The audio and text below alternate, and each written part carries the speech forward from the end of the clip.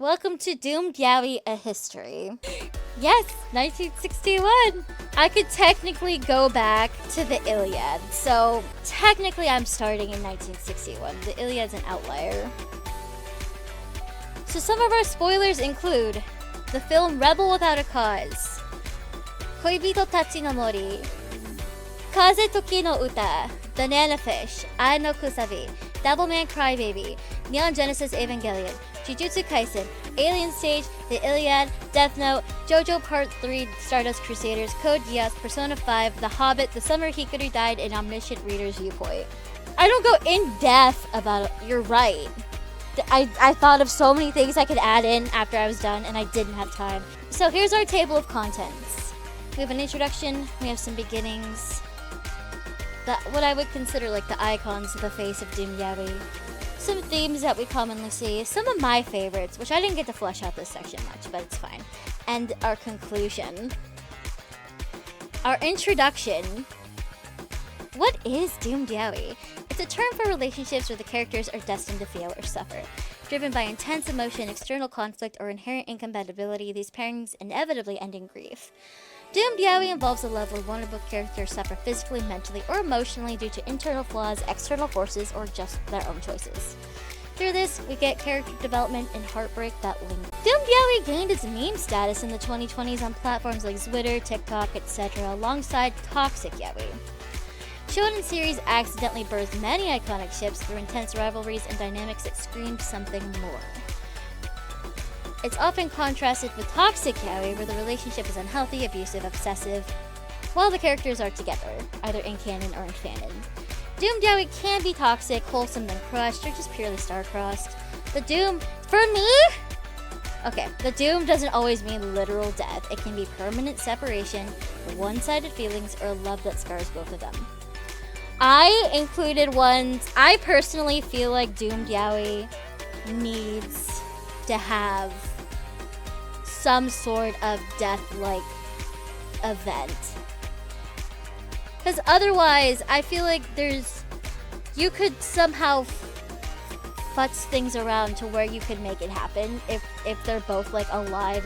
But a lot of people will be like, well, Naruto and Sasuke are doomed. I don't think so. But I see what people mean when they say things like that. Yeah, you're in it for the long haul if you're gonna stay here with me. And I'm not.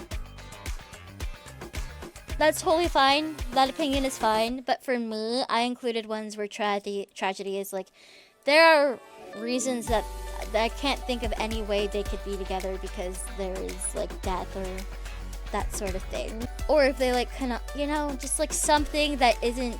Like, Naruto and Sasuke still live in the same village. They're still bros. I could make it work. They have wives and children, but you know what? They could make a case for it. It's not doomed. But I get what we mean. Here's the modern meme. We have Joe Biden and Trump toxic yaoi on Twitter. People love that. And the classic meme, Jesus and Judas, with art by Wolfie the Witch. Doomed toxic yaoi. Humble beginnings in the beginning. Rebel Without a Cause. The film follows Jim Stark, a troubled new teen in town who struggles to connect with his parents. Along with two other alienated youths, Judy and Plato, Jim forms an unconventional surrogate family while navigating peer pressure, toxic masculinity, and the societal expectations of the post-World War II era. So this is an interesting case of like, Plato is pretty explicitly in love with Jim. I don't remember if he states it. Jim is a little bit queerbaity with it. I'm pretty sure he and Judy do end up together. But Plato is pretty explicitly in love with Jim, tries to impress him, tries to copy him. They're very close. Jim fights his roots in masculinity to connect with Plato. And we have a quote here. Do you think the end of the world will come at nighttime? Which is one of the conversations they had and then Plato was killed. Jim and Judy had to move on from this. They are separated. They can never be together.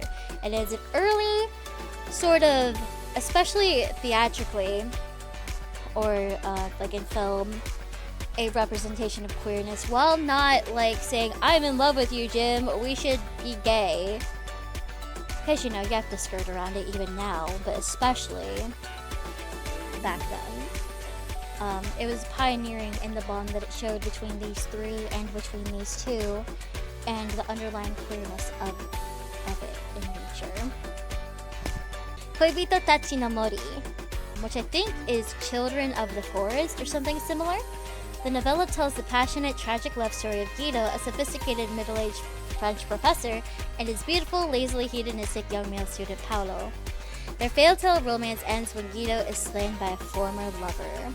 I don't have any more details on the story of this, because again, there's no translation that I can find, and even the original Japanese text is kind of difficult to find.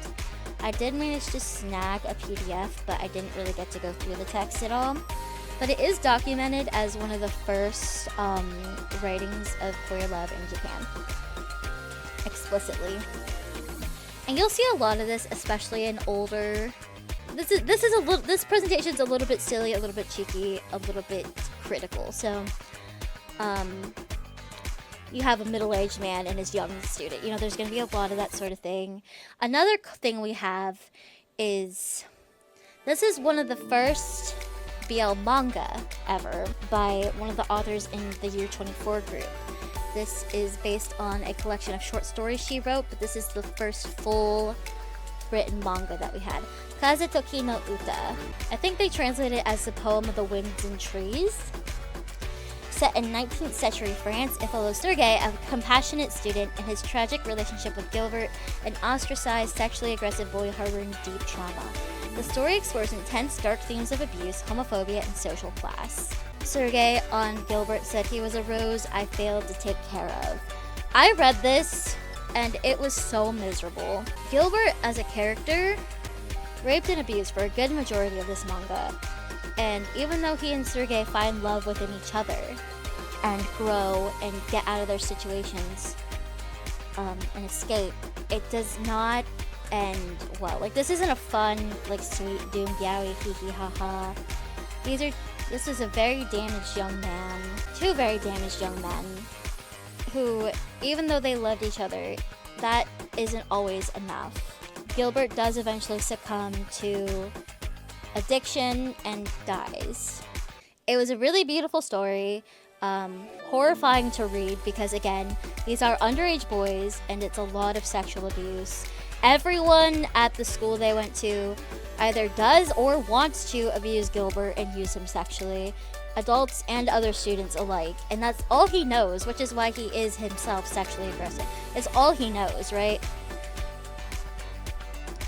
It is just miserable, and he never actually ends up like getting better. So love, even getting out of that place, just was not enough. So things that are explicitly gay, yaoi, BL, and Banana Fish. When a dying man gives Ash Lynx, a 17-year-old New York gang leader, a mysterious drug called Banana Fish, Ash unravels a dark government and mafia conspiracy. Along the way, he bonds with Eiji Okamura, a gentle Japanese photographer who brings a rare sense of safety to Ash's chaotic life.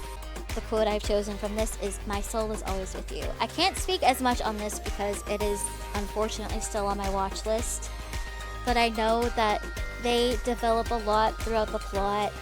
They are each other's anchor, they are each other's home, and just sometimes, out of the blue, things happen. Death and tragedy can find us in mundane ways on just a day, you know? And you have to move on from that, or at least try. Time doesn't stop. I know Banana Fish has broken a lot of hearts. A lot of hearts. Yeah, the anime wasn't that old. The manga was 1985. The anime was 2018. So I do want to check that out. It seems like a really, not only an interesting story, but a bond that's heartbreaking as well. That, you know, even if you can't see me, I'm with you, that sort of thing. Next we have Ai no Kusabi, which is an interesting case. It had a reboot anime, apparently, but it's originally only had an OVA, which is what this image is from. Set on the planet Amoy, ruled by a supercomputer named Jupiter, society relies on a strict caste system based on hair color. The ruling sterile elite, blondies, live in the capital city of Tanagura, while the lower-class mongrels dwell in the slums of Ceres. So again, you might be noticing a pattern here that social class, race, those sorts of things are already finding a foothold in yaoi. These like contrasting aesthetics and like experiences. It is one of the first ever formal yaoi. I think maybe the first animated one. I'll be waiting for that moment. Another tragic tale with an interesting sci-fi premise. We're gonna go a little more modern with Devilman Crybaby, which is of course based on Devilman. After bonding with a demon to fight an apocalyptic alien invasion, Akira, a pure-hearted, sensitive high school boy, struggles to keep his humanity. The story ultimately devolves into a tragic exploration of how fear, paranoia, and hatred turn humans into monsters. Quote I like in a good scene is there's no such thing as love. This canonically has queer themes. While we do not explicitly have Akira and Ryo like being like we are gay, but you know, the groundwork's all there. They're canonically in another universe where they're both girls are in love with each other. The themes, the undertones cannot be denied, so I firmly place it in a canon queer romance.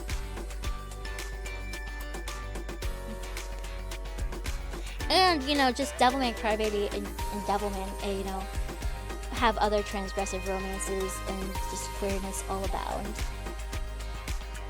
Beautiful, beautiful story, beautiful, beautiful characters, beautiful, beautiful scene. Highly recommend. It hurts. It hurts so bad. Next, we're getting into what I consider semi-canon. So this is a little subjective, I will admit. It's a little subjective, but I personally, me Sleepy, am gonna consider these semi-canon. Starting off strong with Kawashin from Neon Genesis Evangelion. This is the ship between Kaoru and Shinji. It's such a classic. It's such a classic for a reason. I do think it skews toward Kaoru having more feelings than Shinji, but Shinji is definitely receptive. I included a shitty collage of art after this, but I love this quote, so maybe I was born just so that I can meet you. A very romantic sentiment that I feel like cannot be denied. Here's my shitty collage. This is all official art in at least some capacity. It means I love you. Kaoru said that he loved me. They have matching promise rings with hearts on them as merch. The bond that these two have never got to grow, never got to be explored deeply, but the time that they did get to share together was so deeply personal, so deeply intense, and the bond that they created even in that short time and every timeline that they've had transcends so much, you know? You could tell it really meant a lot to both of them. I just wish they could be happy.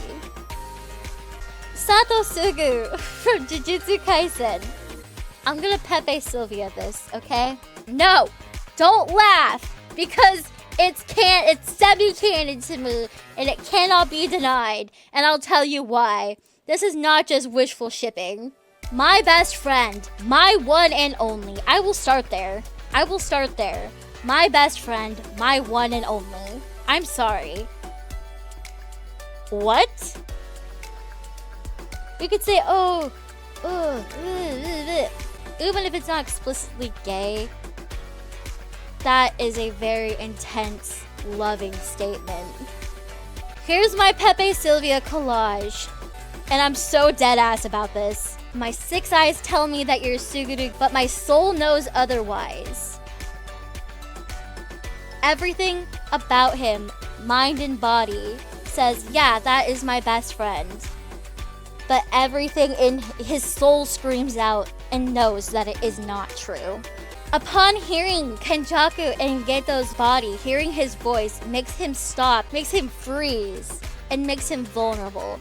Because that is a voice, that is a name that he is not called anymore. That is something so important and so visceral, pulling at him, that he gets himself fluffed up. 20 for Satosugu, let's go. When Suguru is dying, Satoru has to tell him something. We have been told it is 3 words. We have been told that it's 3 words that have been said by a different character in this arc to a different character. We know that Suguru blushes and says, heh, you should at least curse me at the end, implying that it is the exact opposite. And my last Pepe Sylvia that I could fit. This top left panel. Do you know what this is? Answer me. Do you know what this is? I'm getting so worked up. I'm sorry. I'm telling you, and we know this is true. This is Geto's second button on his uniform that he left for Gojo to find when he left. And do you know what that signifies in Japan? You give your button at graduation to the person you want to confess to but never did. That is a tradition, because even if he wasn't staying to say the words, he wanted him to know. There are no words with this, it's just the shot of the button. And we see which one is gone. I feel like all this together can't be denied. What other 3-word sentences were said in this arc? Probably a few. One of them being "I love you," but you know, we can't say it for sure. It just says it's censored. But I consider this, at the very least, semi-canon. And I cannot be convinced otherwise. There's nothing on Earth that would ever convince me otherwise. There's nothing anywhere that could convince me. Ivan and Till from Alien Stage. I'm putting this as semi-canon because technically, as of the story, as we know it in Alien Stage from our perspective, Till is in love with Mizi, and Ivan's feelings came as a big surprise to him. So we don't really know how Till feels other than Ivan is important to him. You know, like, we get the clear view of how Ivan feels, but not so much Till. Otherwise, I would put this in canon, because canonically there is queer romance here, but whether it is, like, returned or consensual, we don't know. In this universe, we don't know. However, we do have some of the comics. The Zombie Stage Save Me. We do get to see more of their bond in these comics, where Till is a lot more forgiving of Ivan than he is of other characters. And even though he doesn't blush and get doki doki and pay as much attention to Ivan as he does, say, Mizi, we do have evidence that Ivan just projects his feelings of what love should be onto Mizi without ever really knowing much about her as a person. It's just, oh, cute girl is, like, nice to me sort of vibe in a lot of media that we've seen, which is common for Mizi in one of the comics, in which is something she resents. She doesn't hold it against Till or anything, but that is something that we know, that Mizi is beautiful, she is talented, she's sweet and nice and seems easy to, like, you know. So I don't think it's malicious on Till's end. But I do think maybe he projects an idealism onto Mizi and doesn't really, like, love her as her, if that makes sense. And the bond he had with Ivan, while not maybe as romantic on his end, or maybe he just doesn't realize it, I don't know, I'm not going to say for sure, is definitely there.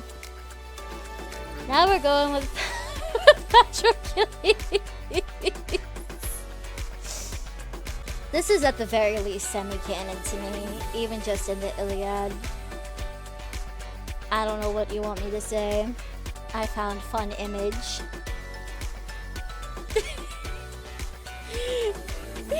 Another very deep, intense emotional bond that is unique to each other in the way that they feel, think, and treat one another. And I've heard arguments like, oh, well, in the Iliad, if there's romance, they just fuck. That's roll my eyes to the high heavens. Don't start with me, man. I will fight you. Not everything has to be explicitly spelled out for you, even though, in a way, I feel like it kind of is.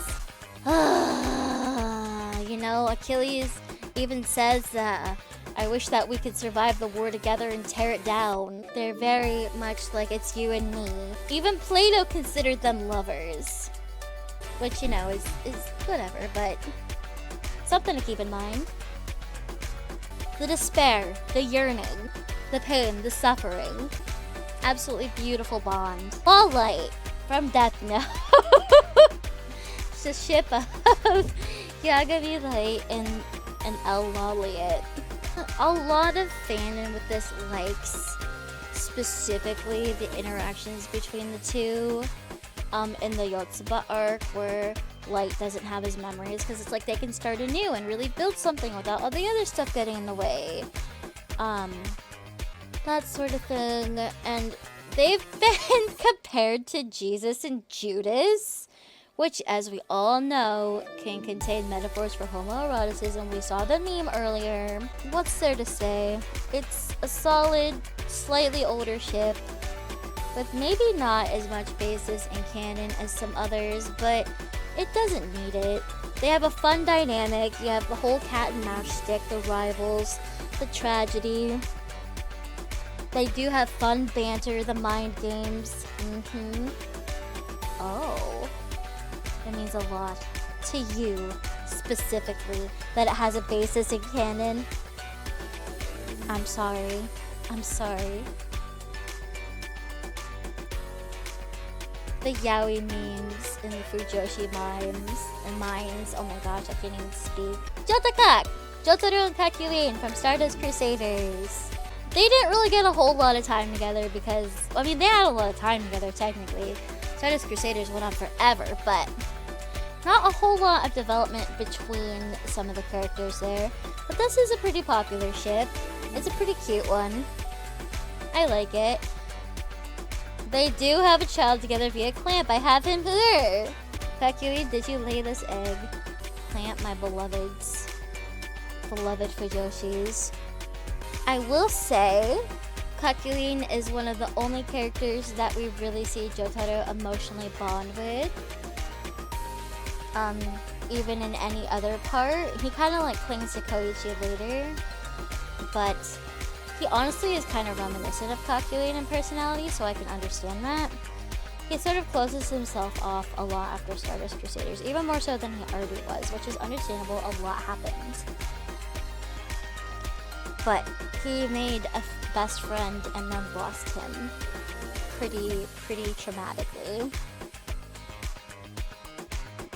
And I miss him every day. First canon Mpreg. Lulu, Suzaku and Lelouch from Code Geass.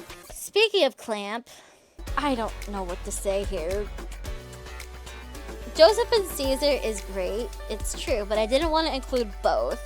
So these two have a really beautiful bond as well. They do get drawn a lot in interesting ways, but they do have a tragic bond, being pitted against each other, different ideologies, choices made that put them on opposite sides, light versus dark thing. It's just... Now let's have a reprieve with some Fujoshi fun facts. Fujoshi, literally rotten girl or decayed woman, is a Japanese term for female fans of BL yaoi, male-male romantic or sexual content in manga, anime, novels, and fan works. But did you know that creators swapped the kanji fu for wife and lady with fu for rotten or spoiled? This implies that women who enjoy BL are rotten or ruined or unfit for traditional marriage. It's also makes a joke on that they spoil or taint male characters and male relationships. So we're double rotten. Not only are you no good for men, you also ruin all of them. You're just no good. Some themes. We have visuals, yin-yang, abuse, the bury your gaze trope, tragedy, and masculinity, with some overlap between all these because they're all interconnected. So here are some classic stereotypical visual tropes and themes. Your seme, or your top, is typically taller and broader, with narrower, smaller eyes, more angular masculine features, featured with darker colors, like wearing black, wearing dark blue, etc. They tend to be, or sometimes just are, not always like more tan, they're not always darker skinned, but they typically tend to have darker skin than the uke, the bottom. And they tend to have dark hair like brown or black. Some traits they have are being serious, smug, brooding, confident, protective. Things about them stereotypically scream masculine. The uke, the bottom, tends to be shorter, slimmer, bigger eyes, softer features, lighter colors, paler, medium to light hair. So you'll see like light browns, blonde, silver, ash. Sort of like angel demon sort of type thing we got going here, which isn't always bad. They tend to be depicted as emotional, vulnerable, flustered, innocent. They stereotypically lean feminine. So why do we have these visual tropes? Well, they create instant visual chemistry. You know, you have the contrast between them. They just look nice, aesthetically pleasing. It can be exaggerated for physical effect, like a kabedan or like a rescue or something, you know. It could be kind of erotic is what, yes. Well, misogyny. It often recreates a heterosexual gender binary with two male bodies.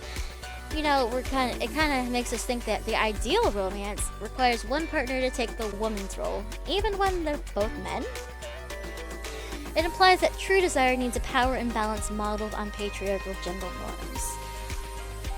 But there is the case for subversion where women safely explore power, desire, and non-heteronormative roles without it being on female body. So it's a safe space to experience the vulnerability, but without you being the one in like actual danger. This is the same sort of case with like dubcon, non-con, and fantasy. So that is a matter of personal opinion. It's not always a subversion, obviously a lot of it is rooted in misogyny, but there's a case for this. But we're breaking the mold. Modern BL, especially Korean manhwa and Thai series, have been increasingly subverting these tropes with equal height and builds, reversible or riba dynamics, macho uke, soft semes, those sorts of things, mixing up the traits, making them feel more like real people instead of just one man, one woman, but guy. Newer stories have their contrast as ideological or aesthetic rather than strictly gendered fragility. This can include keeping the contrast of light and dark visually and representing it metaphorically. So we had Sato Sugu up there, right? They have the one's light, one's dark.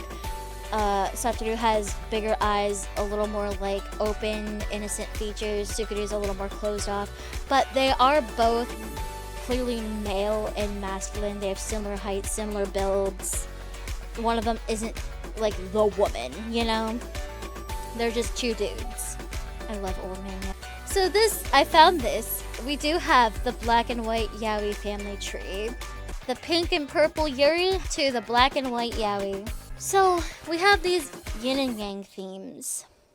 So we have our yang-like characters that embody expansion, action, light, chaos, or idealism. They tend to be idealistic, impulsive, or emotional. Their actions or ideals tend to skew towards being one for all, something for the greater good. And some common motifs for these characters are sun, catalysts, messiahs. Our yin-like characters represent contraction, reflection. They're dark. They like order or pragmatism. They tend to be reserved, introspective, cool-headed. Their ideals and actions lean towards all for one, their own personal ideas. So again, I'm gonna quote the gospel right now, Sato Sugu. They both have this very much one for all ideology. Like, we gotta just do what's good, right? We gotta do what's good. And then our yin, like Suguru, is like, well, I don't believe in that anymore. So I'm gonna do what I think needs to be done for the causes that I think are important, even if you don't like it, or even if they don't think it's good. And common motifs for our yin-like characters tend to be moon, anchor, or martyrs. These are not set in stone, these are just some commonalities that I have observed and how I have labeled them. Why this works? These opposites create growth, the yang character learns restraint or depth, the yin learns openness and hope, but in doomed yaoi, the complementarity becomes destructive. They amplify each other's flaws until separation or death feels inevitable. This non-physical yin-yang is often why we get to the idea of their soulmates, but the universe just won't allow it. It transcends those visual tropes and taps into the deeper themes of balance, fate, and human connection. Their complementary opposites in personality, worldview, emotional wiring, moral alignment, or narrative roles. This creates tension, stability, and attraction. Yin and yang aren't strictly good or bad, or masculine or feminine. They're independent forces that define each other. Together they can feel complete, but the opposition often makes harmony difficult. So we get to the SA and abuse trope, especially in older BL and yaoi. The seme-uke framework often amplified these tropes. The more masculine seme as an aggressive pursuer who can't control himself or just desires the uke so much he couldn't help it. And the uke is the more delicate or resistant one who eventually submits to them and finds pleasure in it. I'm getting to this a bit more. Many readers treated male bodies as avatars for exploring their desire, submission, dominance, and taboo feelings, without real-world consequences tied to female bodies. Some creators were interested in power imbalances, trauma, and overcoming these things through love. So we're sort of like trauma bonding. This is a trope sort of borrowed from shoujo romance and amplified for erotic tension. So you'll get a lot of aggressive masculine characters in older shoujo, which I think I talked about another time, right? But we obviously amplify it in yaoi and it escalates. In these cases, I think it's used as a shortcut for drama or to kickstart the romance instead of having deeper character work or like actually setting up something. Framing it as passionate or leading to true love can normalize or minimalize sexual violence, and it reinforces stereotypes of gay men as predatory or relationships as inherently violent or abusive. Not good. Now we move on to the bury your gays trope. A broader media pattern where LGBTQ+ characters are disproportionately likely to face tragic endings, often death, compared to straight characters. This frequently happens right after they achieve happiness or have a consummation of romance. This trope has deep roots in historical censorship like the Hays Code and real-world events like the AIDS crisis. Look up the Hays Code, by the way. That is real. Real restrictions on media, which fueled tragic queer narratives. Especially in the late 19th, early 20th century literature, queer writers sometimes had to bury characters to publish under homophobic laws and social norms. Semi-canon or fanon ships lean more into being doomed yaoi without always being labeled bury your gays since the queerness is subtextual. And it can be harmful to audiences, especially young queer people, by denying them hopeful stories. However, not every queer death is the trope. Context matters. I know some people conflate doomed yaoi, doomed yuri with bury your gays, but I do think context matters. It is not always black and white like that. Queerness should also be able to have tragic stories without it just being like, oh, they killed the gays again, so we're just not even going to think about it and just boil it down to just that and not even look at it critically or experience it. I don't think that's right either. So things like the doomed yaoi we have in this presentation, I don't think are bury your gays. I do think things like what happened in the 100 definitely bury your gays. Obviously Supernatural is kind of bury your gays to me. I don't think as much Eastern media is bury your gays to me nearly as much as Western is in the way that it's treated. It pisses me off so much, honeybee. That is my top. When I think of bury your gays, that is the first thing that comes to mind. I'm so mad. Not only that, but even fewer are the queer representation or queer women represented. We already have not enough of anything. Tragedy. So tragedy, like I was just saying, isn't always just sad for the sake of sad. It's one of the most effective tools in storytelling for creating deep emotional investment. Aristotle even first described this as catharsis. Watching intense suffering creates a safe space to feel and then purge those strong emotions. He held that poetry is more philosophical than history, because the poet deals with the general and the necessary, while history concerns only the particular and contingent. The tragic poet is illuminating universal truths about the human condition, about suffering, choice, error, and fate. So sort of like how that earlier trope is a way to explore, some things in fiction allow us to explore situations, dynamics, experiences safely without actually living them. It's also a way to feel those feelings without having to live with them. I can read something that makes me miserable and I will love it, and it will hurt me, and it will feel like relief in a way, like a weight off your chest. It's hard to describe. I think Aristotle does a good job. It very much is. This will be found on my next presentation someday in defense of yandere. And fandom collective pain ties us together. Screaming about the same tragic ending, making edits set to sad songs, writing 100k words of angst or fix-it AUs. It turns our personal heartbreak into a subculture. It's romantic in an old literary sense, grand, painful, and larger than life. Some people find tragedy exhausting or re-traumatizing. Others prefer it in fiction precisely because real life has enough pain and they want escapism with happy endings. Or, catharsis via non-happy endings. Over-reliance on tragedy can feel lazy or harmful, though. Why can't boys just be friends? I mean, they can, and often are, in, canon. But the intense emotional, physical, and narrative chemistry in many fictional male friendships makes them feel like something more. That line gets blurred. When the story writes their bond with so much passion, longing, and narrative weight, a lot of fans don't want them to stay just friends.